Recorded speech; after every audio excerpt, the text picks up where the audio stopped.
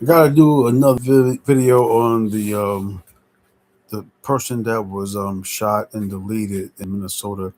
Come to find out, he was a nurse. I think an ER nurse.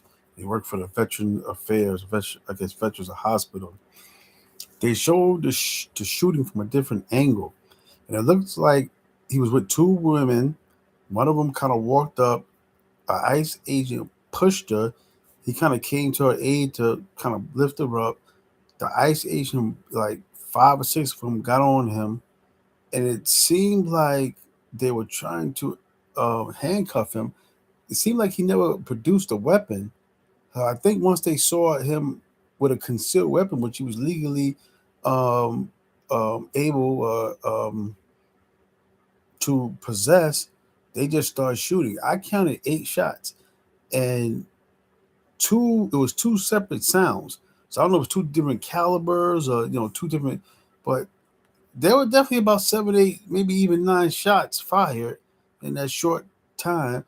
But even though the camera panned away for a split second, and I know that's all it takes, but it never looked like he reached for a gun. He had a gun because they were on top of him. Not saying that he couldn't have been going for a gun. It just didn't look like that. And one of the, I think the Philadelphia former chief said, in a case like this, you don't need 8 or 9 people on top of one guy, 5 people. You need three to handcuff a person. The other 4 or 5 should have been pulling security to make sure nobody got closer. I only seen one guy pulling security. So you need 5, 6 officers on one guy because it just becomes too much. He made a good point about that. I don't. I mean, from that angle, this doesn't look good. They say he was out there.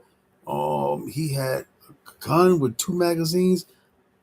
I carry a legally registered gun. I have a license. I carry one magazine in my pocket. I got 3 or 4 magazines in the car. That's not anything unnormal. So on one hand, this is supposed to be the pro two-way administration, but if you got a guy with 2 magazines and a gun, now he's out there hunting, kind of like perceive that he's hunting for police. Maybe that's the case, but I didn't see that there. That if I did, I would be the first one to say, yeah, he was on that business. He was out there trying. He came to the rescue of a woman. So this is not looking really good, man. From that angle, I know they can. I seen both angles, and this is the clearest one. And there are different angles, so I might add that he did not have a time to even get to his gun. It didn't look like he was brandishing at the time.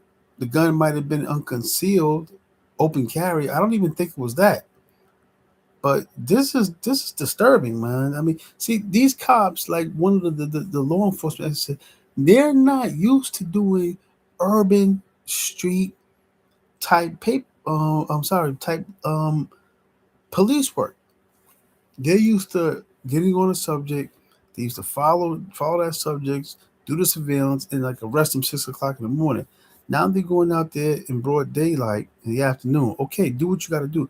Arrest these terrible, evil people who are immigrants. But there's got to be some kind of happy medium. I'm not saying this is happy, but they are not trained for urban city type of incursions when it comes to civilians. So it would be better if they were working with local police, but they're not for whatever political reason. Sorry, but all in all, this does not look like it needed to go down that route. I'll just say that. Audi.